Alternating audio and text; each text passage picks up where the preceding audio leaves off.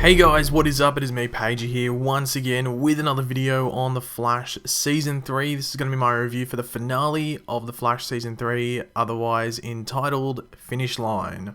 But yeah, obviously this is going to be my last video for The Flash Season 3 because it's a finale. All the videos basically after this are going to be about Season 4 and the lead up. But obviously before we go ahead in this video, there will be spoilers for the episode. Obviously that makes sense, it is the finale. So if you have not watched the episode yet, you might want to go do that before watching the rest of this video.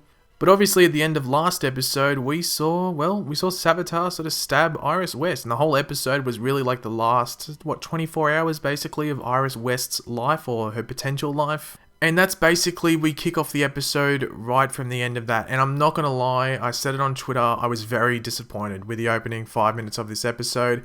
Just because of how last episode ended. It almost made a lot of last episode just sort of overdone and very overdramatic, and I really hate it when shows do that. Like, it's fine if you leave, like, if that happened at the end of the season and you had to wait a whole season, like, break, 3, 4 months, 5 months or something until you found out the result from that. But we had to wait 7 days, and if you watch the episode, like, imagine people watching this on Netflix, they'd watch it straight after, so within, like, 5 minutes of them finishing that episode, it's just sort of, they see what happened in these opening 5 minutes, and just becomes very disappointing. And obviously that disappointment was the fact that H.R. Wells had disguised himself as Iris West, which was the big theory not only from last week, but from a while ago. Like since, about halfway through the season, maybe like episode 12, I would say. Like we'd been introduced to that facial changing pen thing earlier on in the season, but it was around like episode 12 and 13 where I think that big theory about, okay, HR might sacrifice himself to save Iris. Like I even talked about it a couple of months ago as well. Now, if you watched my video last week, or over the weekend, might I say, I just thought it wasn't going to happen because I thought, well, it's a bit too predictable, so I thought they might have done something a bit different, but they went down the very predictable route. I heard a lot of people saying that they thought everything in this episode was predictable. Sort of. I wasn't expecting a couple of things to happen, like some things happened that I thought was really cool, which I will talk about later on. But in this part, I thought, they could have done something better. And so a lot of this episode didn't have to be there. Like, it didn't really feel like a finale too much. Like, really the last maybe 10, 15 minutes felt like a finale, but the rest of the episode didn't really feel like that, which I thought was a bit strange. Like, last episode felt much more like a finale than this episode did, which is sort of weird saying that.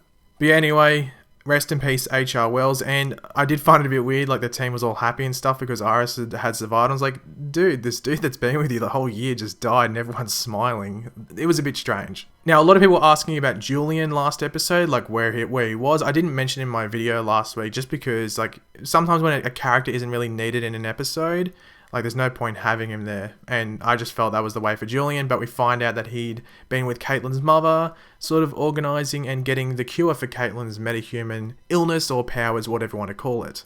So at least they explained that. It would have been weird if Julian just rocked up and was like, oh, hey, what happened?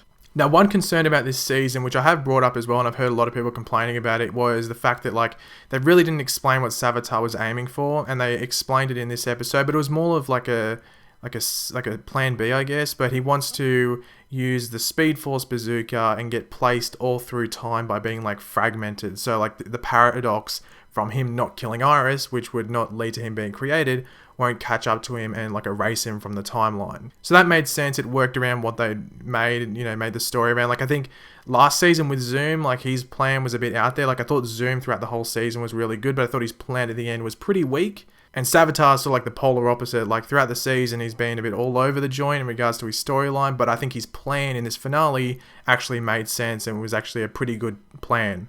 It was weird seeing, like, good Barry or just normal Barry helping Savitar Barry out by, like, working out a plan to, for him not to be erased. Even though, as I said earlier, like, some stuff in this finale just felt like it was placed there to fill in time. I did feel like this was put in there to, like, fill in time and stuff like that, just sort of to show that Savitar Barry did have some good in him.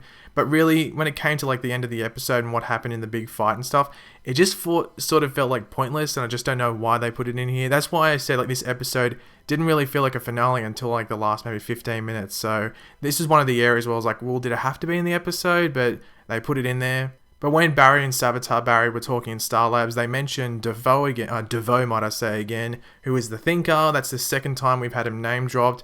A lot of rumours that he could be the villain next season, but we'll have to see what happens there. And I think they say like they build a cerebral inhabitor or something like that. Correct me if I'm wrong. It was like cerebral something, and I think they said inhabitor or inhabitator, one of the two. But as I said, that's a second mention of DeVoe, so they sort of hinting that, you know, he's going to be the villain next season. I guess we'll have to wait and see, but at least they're setting it up if he does show up. Now, we did know going into this episode, just because it'd been all over social media, that Gypsy was going to be in this episode, but I was still surprised when she showed up, because I thought Cisco was going to get in trouble, and then nothing happened. I was like, what the hell? And I was like, oh, Gypsy's meant to be in this episode, and that's, you know, she rocked up and saved Cisco. She wasn't in the episode too much, like, she was really for that, and then, like, the fight against Savitar, and then the funeral towards the end, but, yeah, she just showed up, and I guess that makes sense, but, like, they really established Cisco and Gypsy's connection, and that's how Gypsy knew that Cisco was in trouble, so you would think in Season 4 that Cisco might be able to develop the same thing, like, he can sense, like, Gypsy and stuff like that. Now, even though this happened really quick, it was still cool to see because it was something that not only myself thought would happen, but a lot of other people did, and that was Black Flash rocking up. Now, just because Caitlin froze him, that doesn't mean Black Flash is dead. Like, he's just going to reappear and, like, reform himself. Like, that would be a really, really shitty ending if Black Flash just died that way through Killer Frost freezing him up. But it was cool to see him because I was going to say, like, if he's a paradox, wouldn't, like, the Black Flash be trying to get him and stuff like that? So they did show that, but he's not dead. Black Flash isn't dead. So if anyone's wondering what happened with him, is he actually dead? They just destroyed him for that, you know, short time. But it was cool seeing him nonetheless. Now, I knew Jay Garrick was in this episode, but I had no idea how they were going to get him out. I thought something might have happened where, like, he comes at the end because Savitar's been put back in the Speed Force, but we actually find out that Cisco had turned the Speed Force bazooka into, like, a means to free Jay Garrick from the Speed Force prison. I think they used the term skeleton key in regards to that, which I thought was pretty smart because something popped out and I thought it was Barry just running through that thing. And I was like, oh no, it's Jay Garrick. So that was pretty cool. And another awesome thing, something that I think I said much earlier this season that would be awesome to happen, to see play out at the end of the season or just some point this season. And that was the Flash family coming together, and the main three of Wally West, Jay Garrick, and Barry Allen running around trying to take down Sabotage. And there's a shot where all three of them are running next to each other. That was pretty damn awesome. And just that alone made the finale for me. Like, I will give my overall thoughts of the finale in a sec, which some of you might not agree with, but seeing that was pretty damn awesome. Another thing I wasn't expecting, as I said, some of the stuff was predictable. Other people are saying that a lot of the stuff was predictable, but one thing that I thought was, you know, very interesting was when Barry, like, phased through, knocked Savitar Barry out of the Sabotage suit, got in it and, like, glowed red energy. I was like, wow, that's pretty cool. I don't know if they really explain that, because, like, well, why is it blue energy when Savitar Barry's in there, and it's red energy when Barry's, like, normal Barry's in there? Like, did they explain that? I don't think they did, but it was cool nonetheless. Maybe it was just to establish that maybe red means good when it comes to speedsters, who knows? Now, one thing I know a lot of people were annoyed by, because I saw it on Twitter after I watched, I had a quick like scroll down for about 2 or 3 minutes just seeing what people were thinking about the finale. One thing I saw a lot of people getting annoyed at was Iris killing Savitar Barry, even though it sort of like mirrors, like, Savitar like was trying to kill Iris the whole season, so Iris kills Savitar come the end of the season. But it's sort of similar, like the whole scene, how it played out was similar to when Joe killed the rival or Edward Claris in Flashpoint. Like, if you go watch those two scenes, they're pretty damn similar, except I think Edward Claris was going to stab Barry in the back with like a metal pipe or something. I'm not too sure. But they were pretty damn similar, those two scenes, so I understand why they did that. So one of the Wests saved Barry in Flashpoint, and another West saved Barry out of Flashpoint right at the end of the season. So I can understand why they went with that scene. But we also saw Caitlin save Cisco from Savitar, which was pretty damn interesting as well. And then at the funeral at the end, we actually see that she's not Killer Frost anymore. She still doesn't want to be on the team, but she didn't take the cure either, so I think she wants to keep her powers. So, yeah, the theory that she's going to become like a good Killer Frost, but not be called Killer Frost, obviously, because you wouldn't see too many heroes going around calling themselves Killer Frost. So she'll probably adopt another name next season, but yeah, the team sort of split come the end of the season, but it's going to be interesting to see where she pops up next season, like, and how long it takes her to come back to Team Flash. Because the introduction of Tracy into the team, I think, is sort of going to replace Caitlin, so I'd be very surprised if Caitlin does become like a proper member of Team Flash again, and she's just more of a side character come next season.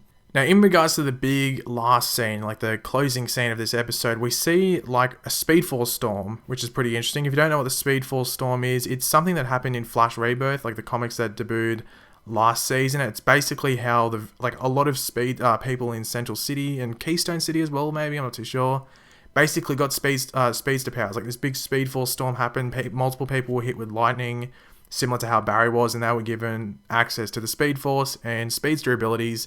Barry had to train them along with Star Labs. I think Star Labs was in that comic run. But it also gave birth to the villain known as Godspeed. So a lot of people have wanted Godspeed to come into the show.